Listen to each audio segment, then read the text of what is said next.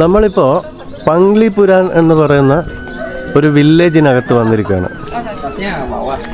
ഈ വില്ലേജിൻ്റെ പ്രത്യേകത ഒന്ന്, ഇവർ പറയുന്നത് ലോകത്തിൽ തന്നെ ഏറ്റവും വൃത്തിയുള്ള ക്ലീൻ ആയിട്ടുള്ള ഒരു വില്ലേജാണ് ഇത് എന്നാണ്. പക്ഷേ അതിനിപ്പോൾ ഗൂഗിൾ ചെയ്ത് നോക്കണം, അറിയില്ല എനിക്ക്. പക്ഷേ എന്തായാലും അതിമനോഹരമായ ഒരു വില്ലേജ്, വളരെ വൃത്തിയായിട്ട് തന്നെയാണ് എല്ലാം സൂക്ഷിച്ചിട്ടുള്ളത്. ഇവിടെ വേറെയും കുറേ പ്രത്യേകതകളുണ്ട്. അതെന്താണെന്നുള്ളത് ഞാൻ വഴിയെ പറയാം. നമ്മൾ ഈ വില്ലേജിലേക്ക് കയറി വരുമ്പോൾ ആദ്യം കാണുന്ന കാഴ്ചയാണിത്. ഇവിടെ റൈറ്റ് സൈഡിൽ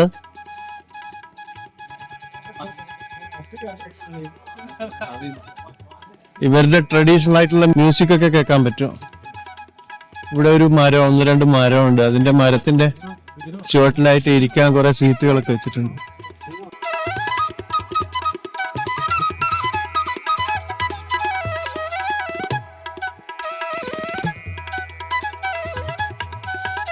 ഇവിടെ ഒരു ചെറിയ ഗാർഡൻ ഉണ്ട്.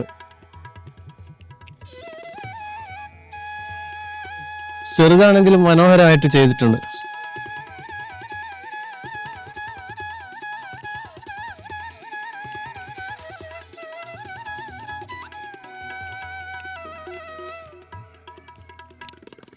ഇവിടെ നമുക്ക് ടൂറിസ്റ്റുകൾ ഇഷ്ടം പോലെ വന്നിട്ട് ഫോട്ടോസൊക്കെ എടുക്കുന്നത് കാണാൻ പറ്റും.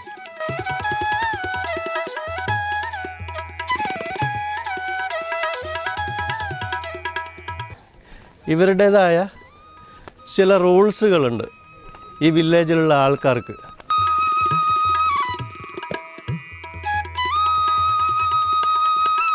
അതായത് ഒന്നാമത്തെ റൂള്, ഇവിടെ ഒരാൾക്ക് ഒരു പ്രാവശ്യമേ കല്യാണം കഴിക്കാൻ പറ്റുള്ളൂ. വേറെ കല്യാണം കഴിക്കാൻ പാടുള്ളതല്ല. അതാണ് ഏറ്റവും വലിയ റൂള്. ഒരാൾക്ക് ഇവിടെ ഒരു പ്രാവശ്യം മാത്രമേ കല്യാണം കഴിക്കാൻ പറ്റുള്ളൂ. രണ്ടാമത് കല്യാണം കഴിച്ചിട്ടുണ്ടെങ്കിൽ ഈ കമ്മ്യൂണിറ്റിയിൽ നിന്നും ഈ വില്ലേജിൽ നിന്നും പുറത്താക്കും. ഇവിടെ നിറയെ ടൂറിസ്റ്റുകളുണ്ട്. ഇതൊക്കെ ടൂറിസ്റ്റുകളാണ് ഇത് കാണാൻ വേണ്ടി വന്നത്. പക്ഷേ ഈ 2 ഭാഗത്തും കാണുന്ന ഈ വീടുകളിലൊക്കെ ആൾക്കാർ താമസിക്കുന്നുണ്ട്. പക്ഷേ നമുക്ക് ആ വീട് പോയി കാണാനും ഫോട്ടോസ് എടുക്കാനും വീഡിയോസ് എടുക്കാനൊക്കെ അവരനുവദിക്കുകയും ചെയ്യും.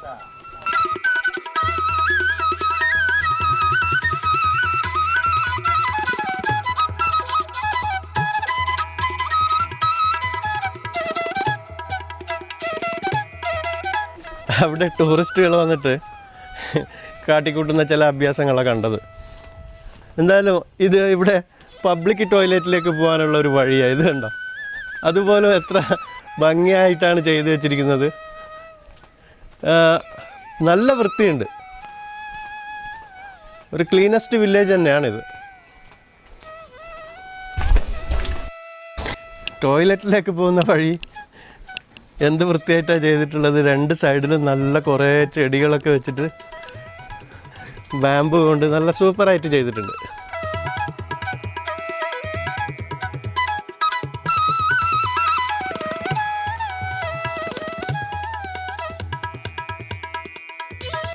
ഈ വില്ലേജ് കാണാൻ വന്നത് ഞാനും ശാന്തിയും കൂടിയാണ്. ശാന്തിയുടെ മകനും ഞാനും കൂടിയാണ് ഇവിടെ വന്നത്. ശാന്തിയുടെ മകൻ വണ്ടിയിലിരിക്കുന്നുണ്ട്. നമുക്കെന്തായാലും ഈ വില്ലേജ് ഒന്ന് എക്സ്പ്ലോർ ചെയ്യാം. ഇവിടെ ഈ വില്ലേജിലുള്ള ഓരോ വീടുകളും ഒരു വ്യത്യാസമില്ലാതെ, അതായത് ഒരേപോലെ യൂണിക്കായിട്ടുള്ള കുറേ വീടുകൾ. ഈ വില്ലേജിൽ ആ ഭാഗത്തായിട്ട് അവിടെ ഒരു സ്റ്റേജ് പോലെ ഉണ്ടാക്കിയിട്ടുണ്ട്. അതാണ് ഇവരുടെ ഫങ്ഷൻസൊക്കെ നടക്കുമ്പോൾ, എന്തെങ്കിലും പ്രോഗ്രാമൊക്കെ ഉണ്ടെങ്കിൽ ഇവിടെയാണ് ചെയ്യുന്നത്. ഇത് കണ്ടോ, ഇവരെ ഈ 2 വഴിയിൽ 2 സൈഡിലായിട്ട് അതിമനോഹരമായ ലാൻഡ്സ്കേപ്പിംഗ് ചെയ്തിട്ടുണ്ട്. ഇതിങ്ങനെ കയറി മേലോട്ട് പോകും തോറും അവിടെ ഒരു ബാംബു ഫോറസ്റ്റ് ഉണ്ട്. പിന്നെ ഇവിടെ എന്തോ ഒരു പുതിയ ബിൽഡിങ് പണി നടന്നുകൊണ്ടിരിക്കുന്നുണ്ട്, കൺസ്ട്രക്ഷൻ നടന്നുകൊണ്ടിരിക്കുന്നുണ്ട്.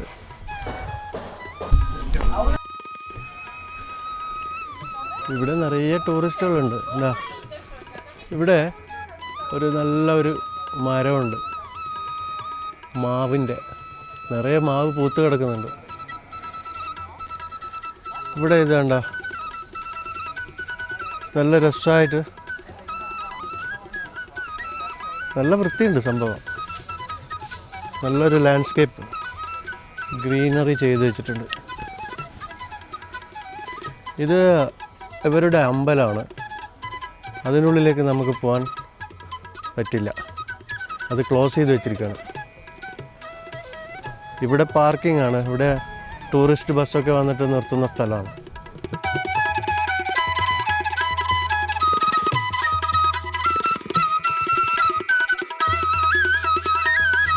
ഇതിൻ്റെ ഉള്ളിലേക്ക് അത് അവിടെയൊക്കെ ഉണ്ട്, ഒരുപാടുണ്ട് ഇതിൻ്റെ ഉള്ളിൽ നടക്കുകയാണെങ്കിൽ. ഇത് ബാംബു ഫോറസ്റ്റാണ് ഇതിനുള്ളിലുള്ളത്. നമുക്ക് എന്തായാലും നമുക്ക് ഇതിൻ്റെ ഉള്ളിലേക്കൊന്ന് പോയി നോക്കാം, എന്താ ഉള്ളതെന്ന് കാണാമല്ലോ. ഇവിടെയൊക്കെ ടൂറിസ്റ്റുകൾ ഫോട്ടോസൊക്കെ എടുക്കാറുണ്ട്. ബാംബു നിറയെ ബാംബുവാണ്. ബാംബു ഫോറസ്റ്റ് ആകുമ്പോൾ പിന്നെ ബാംബു അല്ലാതെ വേറെ എന്താ ഉണ്ടാവുമല്ലേ.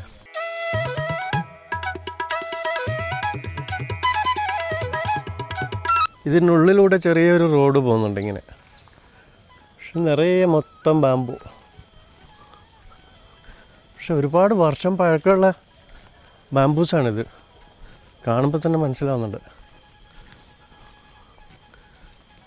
ഈ ബാംബു ഫോറസ്റ്റിൻ്റെ ഉള്ളിൽ ഇതേപോലെ ഇവർ വുഡ് കൊണ്ട് ഒരു വാക്ക് വേ ഉണ്ടാക്കിയിട്ടുണ്ട്. അതിൽ നമുക്കിങ്ങനെ നടന്നിട്ട് ഈ ഫോറസ്റ്റിൽ മുഴുവൻ നടന്നു പോയിട്ട് കാണാൻ പറ്റും. പക്ഷേ ലൈറ്റിൻ്റെ ഒരു പ്രശ്നമുണ്ട്, കാരണം ഇതിനുള്ളിൽ തീരെ വളരെ ലൈറ്റ് കുറവാണ്.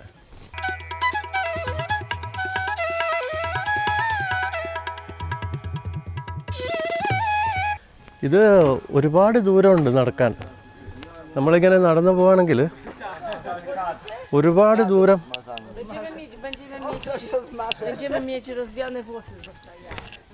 ഇതേപോലെ നടന്നു പോവാം നമുക്ക്. മൊത്തം ബാംബു ആണ് ഇതിനുള്ളിൽ, വേറെ ഒന്നും കാണുന്നില്ല.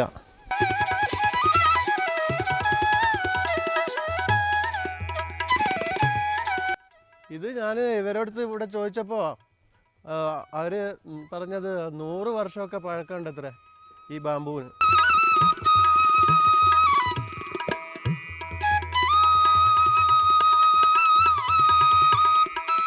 ശാന്തി അതാ അവിടെ എൻ്റെ കൂടെ നടന്ന് തളർന്നിട്ട്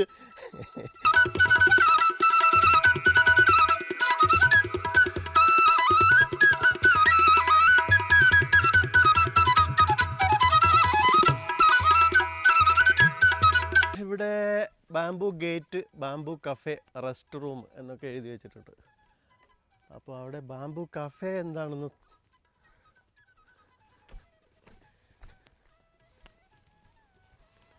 ഇത് കണ്ടോ, bamboo gate, bamboo cafe, rest room. അപ്പം ബാംബു കഫേ കാണാം നമുക്ക്.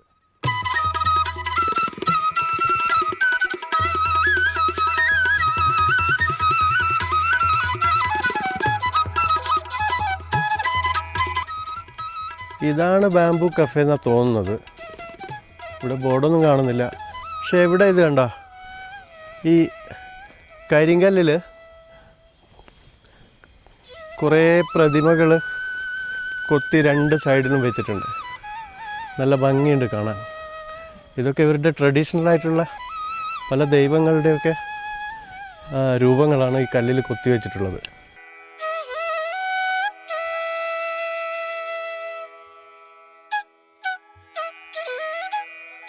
വാവ്, ഇതിൻ്റെ ഉള്ളിലേക്ക് കയറി വരുമ്പോൾ നല്ല തണുപ്പുണ്ട്. പുറത്ത് ഇതുവരെ നടന്ന് ചൂടായിരുന്നു. ഇതിൻ്റെ ഉള്ളിൽ കയറി വന്നപ്പോൾ നല്ല തണുപ്പ് തോന്നുന്നുണ്ട്. 2 സൈഡിലും ഈ ബാംബുവിൻ്റെ സ്റ്റിക്ക് വെച്ചിട്ട് അവരിങ്ങനെ ഒരു വാള് പോലെ ചെയ്തിരിക്കുന്നുണ്ട്. മൊത്തം ബാംബു തന്നെ, വേറൊന്നുമില്ല. അതുകൊണ്ടാണല്ലോ ബാംബു ഫോറസ്റ്റ് എന്നുള്ളത്. ഇത് കണ്ടോ, ബാംബുവിൻ്റെ ഒരു ഡിസൈൻ ഉണ്ടാക്കി വെച്ചിരിക്കുന്നു. ഇന്തോനേഷ്യയിൽ പൊതുവെ ഞാൻ കണ്ട ഒരു കാര്യം, ഈ ബാംബു കൊണ്ട് ഇവർക്ക് ഒരുപാട് കാര്യങ്ങൾ ചെയ്യാൻ പറ്റുന്നു. ബാംബു വെച്ചിട്ട് ഒരുപാട് ഇൻറ്റീരിയർ ഡിസൈൻസൊക്കെ ഇവർ ചെയ്യും.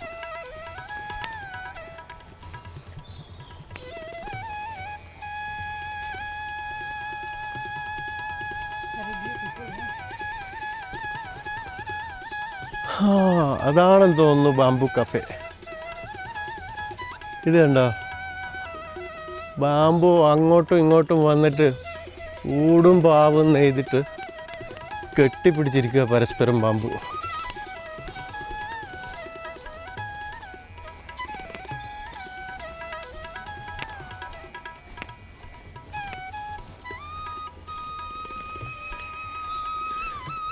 ഇതാണ് ബാംബു കഫേ. ഇതിൻ്റെ ഉള്ളിലേക്ക് വരുമ്പോൾ ഇവർ എന്തോ അഗർബത്തി അങ്ങനെയുള്ള എന്തോ പുക എന്തോ ചെയ്തിട്ടുണ്ട്. നല്ല വാസന, നല്ലൊരു ആരോമ. ഇവിടെ രണ്ട് സൈഡിലും ഇതേപോലെ ഒരു ഫൗണ്ടൻ.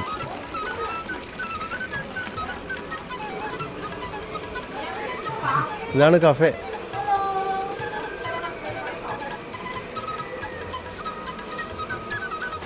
കഫേയിൽ ഇരിക്കാൻ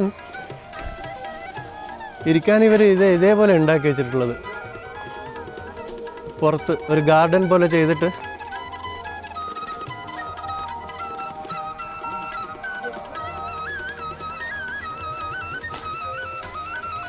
ഇതുണ്ടോ, നമുക്കിവിടെ ഇരിക്കാം, കോഫി കുടിക്കാം, ജ്യൂസ് കുടിക്കാം.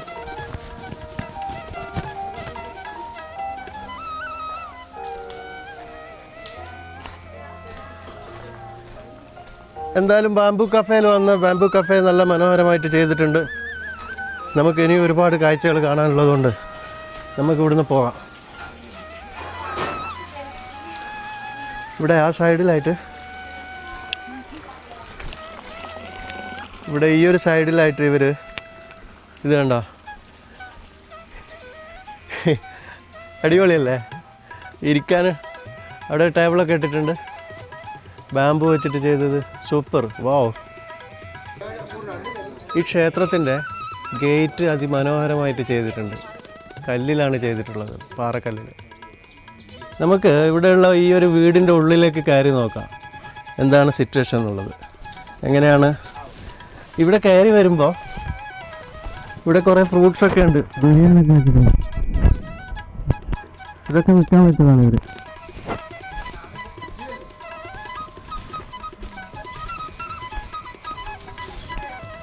ഇതുണ്ടോ, ഇങ്ങനെയാണ് ഇതിൻ്റെ ഉള്ളിൽ. ഇവിടെയുള്ള വീടുകൾക്കെല്ലാം ക്ഷേത്രത്തിൻ്റെ ഒരു രൂപത്തിലാണ് ഇവരുണ്ടാക്കുന്നത്. ഇവിടെ ഇവർക്ക് ഇരിക്കാനുള്ള ഇതൊക്കെ ഉണ്ട്. ഇതുണ്ടോ, നല്ല പഴക്കമുണ്ട് ഇതിന്.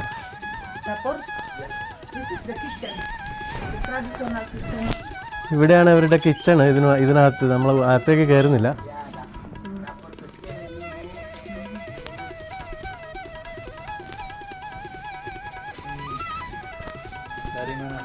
പിന്നെ ഇവരിവിടെ ഒരു ഷോപ്പ് പോലെ ചെയ്തതാണ്. എല്ലാ വീടിൻ്റെയും മുമ്പിൽ ചെയ്ത് വെച്ചിട്ടുണ്ട് ഇതേപോലെ ഷോപ്പ്.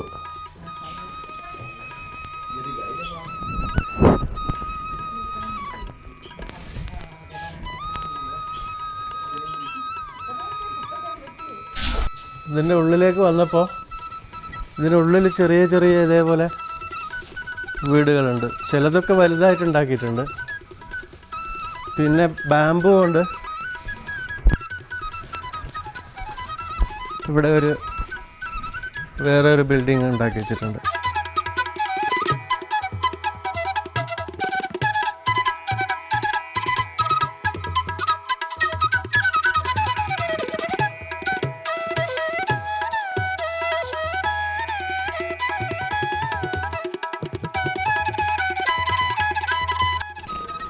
ഇവിടെ അങ്ങോട്ടൊക്കെ ഉണ്ട്. ഇതുണ്ടോ, ഇത് ഒരുപാട് ഏരിയയിലാണ് ഈ വില്ലേജ് സ്ഥിതി ചെയ്യുന്നത്.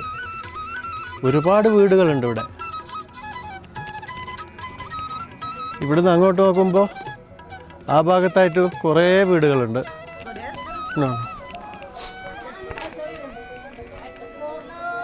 ഇവിടെ ഈ വില്ലേജിൻ്റെ വീഡിയോസ് നമ്മുടെ മലയാളത്തിൽ യൂട്യൂബിൽ വന്നിട്ടുണ്ട്. പിന്നെ അതുകൊണ്ട് തന്നെ കൂടുതലായിട്ട് ഞാൻ എക്സ്പ്ലോർ ചെയ്യുന്നില്ല. എന്തായാലും ഇവിടെ ബാലിയിൽ വരികയാണെങ്കിൽ ഇവിടെ ഒന്ന് വന്നിട്ട് ഇതൊക്കെ കണ്ടിട്ട് പോകാവുന്നതാണ്. കൂടുതലായൊന്നും കാര്യമായിട്ടൊന്നും ഇവിടെ കാണാനൊന്നുമില്ല. പക്ഷേ വില്ലേജ് ഇത് നല്ല രസത്തിൽ നല്ല ഭംഗിയിൽ ചെയ്തിട്ടുണ്ട്. ഒരുപാട് പഴക്കമുണ്ട് ഈ വില്ലേജിന്. പിന്നെ ഇവരുടേതായ ഒരുപാട് റൂൾസും കാര്യങ്ങളൊക്കെ ഉണ്ട്.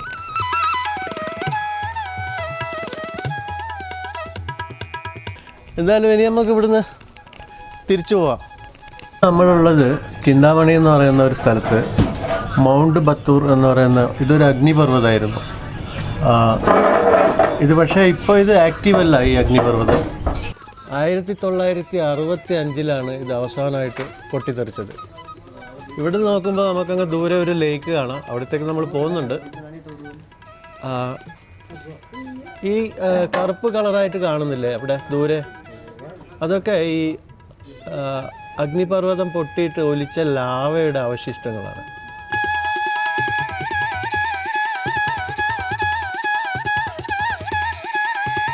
ഇവിടുന്ന് അങ്ങോട്ട് നോക്കുമ്പോൾ നല്ല അതിമനോഹരമായ വ്യൂ, നല്ല കാഴ്ചയാണ് കാണാൻ പറ്റും.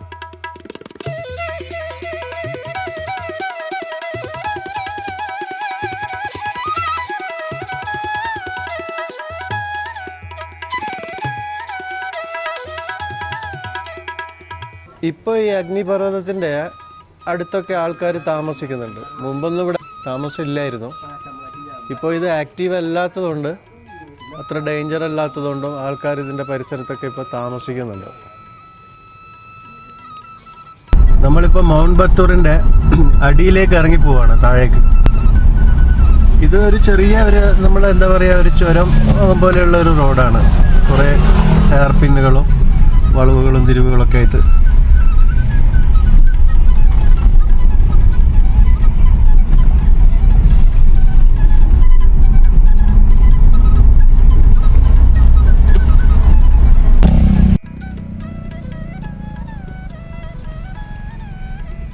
നമ്മൾ ആ വലിയ മലയിൽ ആ കാണുന്ന മലയുടെ മുകളിൽ നിന്ന് താഴേക്ക് ഇറങ്ങി വന്നതാണ്.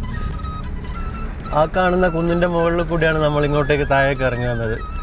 താഴേക്ക് ഇറങ്ങി വരുമ്പോൾ ഇവിടെ ഒരു ലേക്ക് കാണാൻ പറ്റും. ആ കാണുന്നതാണ് അഗ്നിപർവ്വതം.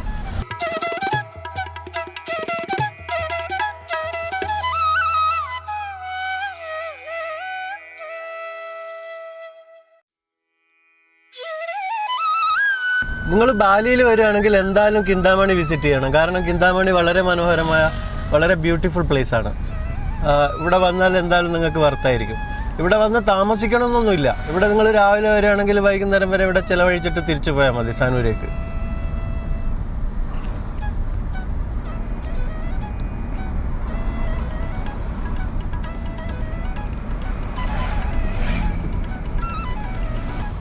ഈ ഒരു സ്ഥലം ചുറ്റിലും മലകൾ കൊണ്ട്, എന്താ പറയുക, 4 ഭാഗത്തും മല, അതിന് നടുവിൽ ഒരു ലേക്ക്. നമ്മൾ ആ ലേക്കിൻ്റെ അടുത്തേക്കാണ് പോകുന്നത്.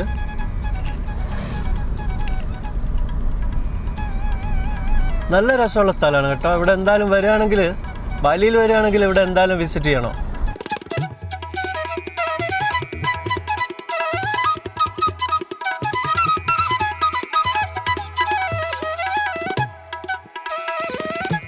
ഇങ്ങോട്ടേക്ക് ഇറങ്ങി വന്നപ്പോൾ നല്ലൊരു തണുപ്പ് അനുഭവപ്പെടുന്നുണ്ട്. മുകളിൽ നല്ല ചൂടായിരുന്നു, പക്ഷെ താഴേക്ക് വന്നപ്പോൾ നല്ല തണുപ്പ്.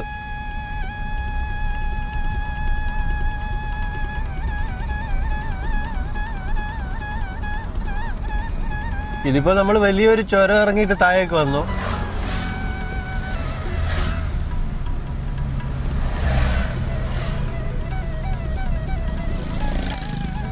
നാല് ഭാഗത്തും മലകളാൽ ചുറ്റപ്പെട്ടിട്ട് കിടക്കുന്ന ഒരു സ്ഥലം, അതിന് നടുവിലൊരു ലേക്ക്, അതിസുന്ദരം. അതോ ആ കാണുന്ന മലയുടെ മുകളിൽ നിന്നാണ് നമ്മൾ താഴേക്ക് ഇറങ്ങി വന്നത്.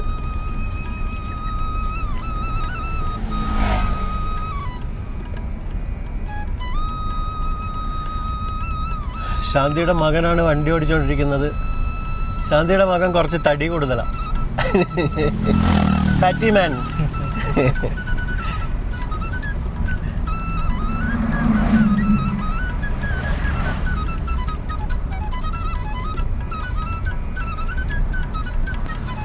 അങ്ങനെ നമ്മൾ ഏകദേശം താഴേക്ക് ഇറങ്ങി വന്നു.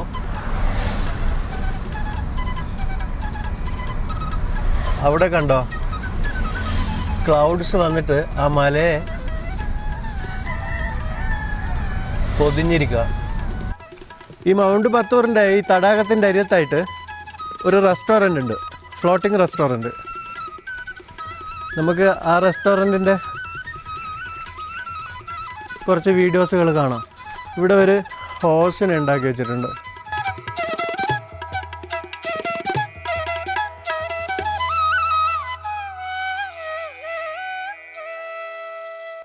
ഇനി അഥവാ നിങ്ങൾ വന്നിട്ട് ഇവിടെ താമസിക്കാൻ തോന്നുകയാണെങ്കിൽ ഇവിടെ നിങ്ങൾക്ക് ഇതുണ്ടോ, ഇവിടെ കുറച്ച് ഹട്ടുകളൊക്കെ ഉണ്ട്, ഇവിടെ താമസിക്കാൻ പറ്റും.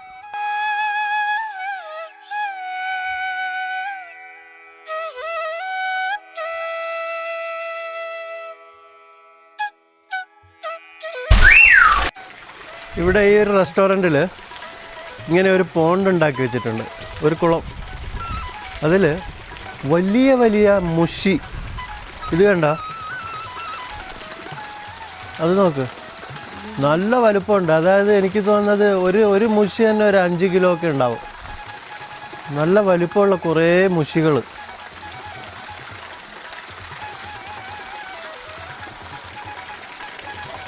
മുഷി മാത്രമേ ഉള്ളൂ ഈ പോണ്ടിൽ, വേറൊന്നുമില്ല. പക്ഷെ ഒരുപാടുണ്ട്, കുറേ ഉണ്ട്.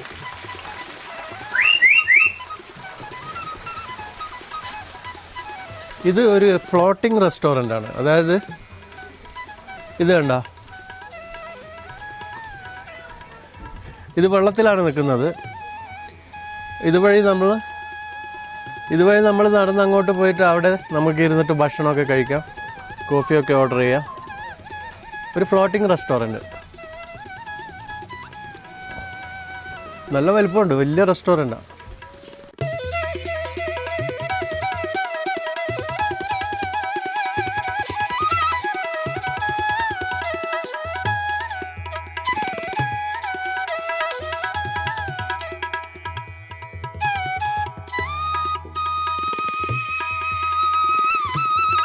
ഈ ഫ്ലോട്ടിംഗ് റെസ്റ്റോറൻറ്റൊക്കെ നമ്മൾ ഇതിലിങ്ങനെ നടന്ന് വന്നു കഴിഞ്ഞാൽ ഇതാണ് വലിയ ഒരു ഏരിയ ഇവരുണ്ടാക്കിയിട്ടുണ്ട്.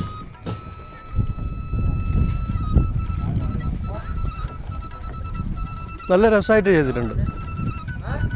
ഈ ലേക്കിലാണ് ഇതുള്ളത്.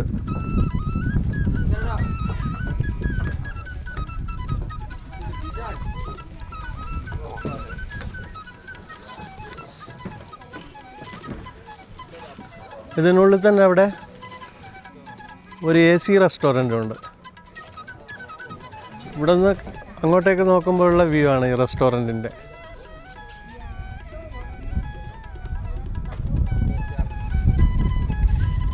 ഇതിലൊക്കെ ഇവർ മീൻ കുഞ്ഞുങ്ങളെ വളർത്തുന്നുണ്ട്. ഇതിലൊക്കെ മീനുകളുണ്ട്. അത് അവിടെ ഒരെണ്ണമുണ്ട്, അവിടെ ഒരെണ്ണമുണ്ട്, അവിടെ ഒരാളതാ ഇരിക്കുന്നു ജ്യൂസൊക്കെ വെച്ചിട്ട്. ഇപ്പുറത്തെ സൈഡിലേക്ക് വന്നാൽ ഇവിടെയും ഉണ്ട്. ഇതിലൊക്കെ ചെറിയ ചെറിയ മീൻ കുഞ്ഞുങ്ങളാണ് ഉള്ളത്.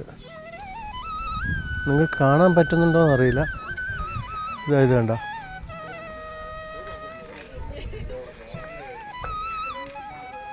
നല്ല രസമുള്ളൊരു സ്ഥലം.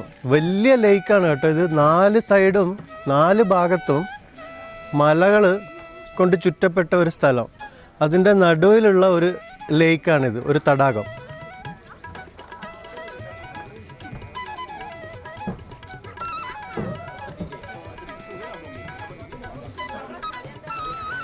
ഇവിടെ ഇതാ ലോക്കൽസ് മീനിനെ പിടിച്ചിരിക്കുന്നു.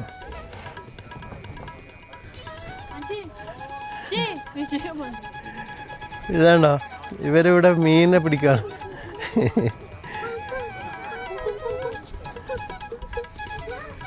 ഇവിടുന്ന് നോക്കുമ്പോൾ നമുക്ക് മൗണ്ട് ബത്തൂർ കുറേ കൂടെ ക്ലിയർ ആയിട്ട് കാണാൻ പറ്റും. ഇത് വലിയൊരു മലയാണ്. ആ മലയുടെ പല ഭാഗങ്ങളിലായിട്ട് അഗ്നിപർവ്വതങ്ങൾ പല പ്രാവശ്യമായിട്ട് പൊട്ടിത്തെറിച്ചിട്ടുണ്ട്.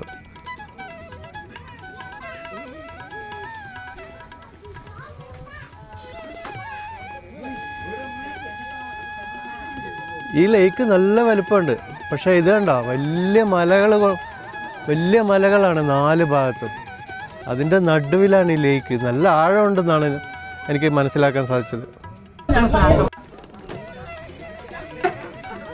ഇവിടെ ശാന്തിയുടെ മകനും ഫോട്ടോഷൂട്ടൊക്കെ നടത്തിക്കൊണ്ടിരിക്കുകയാണ്. ശാന്തിയുടെ മകനാണത്, ലക്മാനാണിത്. ലക്മാനായിരുന്നു നമ്മൾ കാർ ഓടിച്ചുകൊണ്ട് വന്നിരുന്നത്. ശാന്തിയുടെ കാറാണ് നമ്മൾ ഉപയോഗിച്ചുകൊണ്ടിരുന്നത്. ഇവിടെയുള്ള ഈ മനോഹരമായ കാഴ്ച നിങ്ങൾക്ക് ഇഷ്ടപ്പെട്ടിട്ടുണ്ടാവും എന്ന് വിചാരിക്കുന്നു.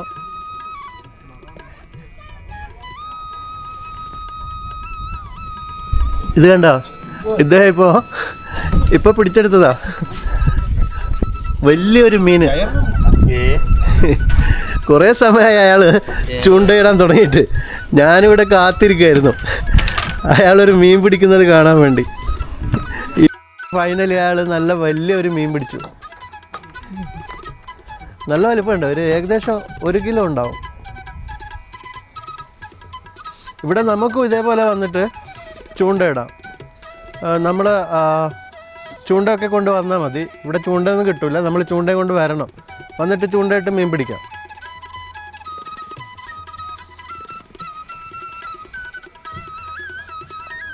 അത് ഏകദേശം ഒരു 3/4 മണിക്കൂറായിട്ടുണ്ടാവും ചൂണ്ടയും കൊണ്ട് ഇവിടെ ഇരിക്കാൻ തുടങ്ങിയിട്ട്. പക്ഷേ ഫൈനലി അയാൾക്കൊരു മീൻ കിട്ടി.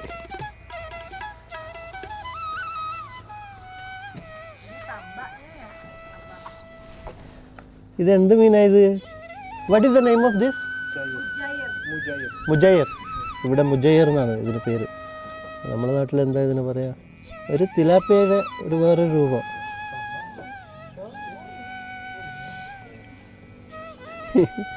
നല്ല വലുപ്പമുണ്ട്. പാവം, കായലിൽ കളിച്ചോണ്ടിരുന്ന മീൻ അയാൾ പിടിച്ച് കരയിലേക്ക് ഇട്ട്. ഈ ഫ്ലോട്ടിംഗ് റെസ്റ്റോറൻറ്റ് നല്ല വലുപ്പമുണ്ട്, നല്ല രസമായിട്ട് ചെയ്തിട്ടുണ്ട്. ഹായ്,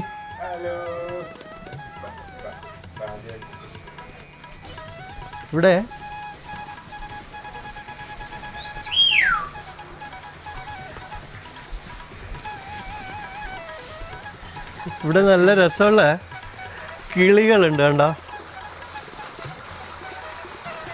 ഇതിൻ്റെ പേരൊന്നും അറിയില്ല എന്താന്നുള്ളത്. പിന്നെ ഇവിടെ വേറൊരെണ്ണമുണ്ട്.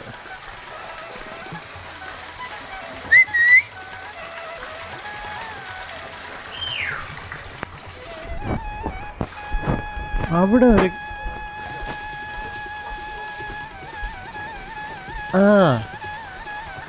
ഇവിടെ ഒരു കിളിയുണ്ട്. ഭയങ്കര ശബ്ദമാണ് ഇതിൻ്റെ.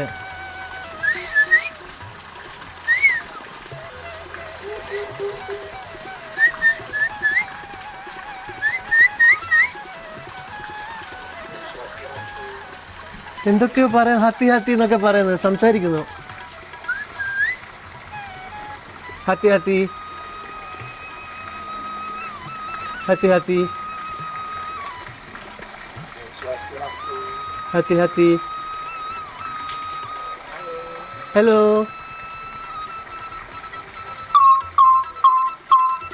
Hello, hello, hello. ആ കിളി സംസാരിക്കുന്നുണ്ട് എന്തൊക്കെയോ, പക്ഷേ ഇന്തോനേഷ്യൻ ലാംഗ്വേജാണ് സംസാരിക്കുന്നത്. നമ്മൾ ഇതേപോലെയുള്ള ഈ അഗ്നിപർവ്വതത്തെക്കുറിച്ചൊക്കെ നമ്മൾ സ്കൂളിൽ പഠിക്കുമ്പോൾ ഒരിക്കലും സ്വപ്നത്തിൽ പോലും വിചാരിക്കാത്ത ഒരു കാര്യമാണ് ഇതൊക്കെ നേരിട്ട് വന്ന് കാണാൻ പറ്റുമെന്നൊക്കെ ഉള്ളത്. എന്തായാലും ഇതൊന്നും നേരിട്ട് കാണാൻ പറ്റാത്തവർക്ക് ഈ വീഡിയോസ് ഉപകാരപ്പെടുമല്ലോ. അതുകൊണ്ടാണ് ഞാൻ ഇത്രയും വിശദമായ വീഡിയോ ചെയ്തിട്ട് കാണിക്കുന്നത്. എല്ലാവർക്കും ഒന്നും ഇവിടെ ഒന്നും വന്ന് ഇതൊക്കെ കാണാൻ പറ്റില്ലല്ലോ.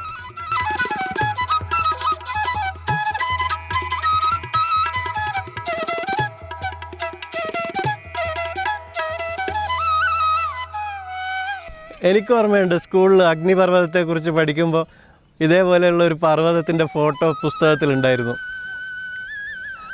പക്ഷേ ഇതൊക്കെ നേരിട്ട് കാണുമ്പോഴുള്ള സന്തോഷം അതൊരു വേറെ തന്നെയല്ലേ, ഒരു വല്ലാത്ത അനുഭവം തന്നെയല്ലേ ഇതൊക്കെ. നമ്മൾ യാത്ര ചെയ്യുമ്പോഴാണ് ഇതേപോലെയുള്ള അനുഭവങ്ങളൊക്കെ നമുക്ക് കാണാനും മനസ്സിലാക്കാനൊക്കെ പറ്റുക.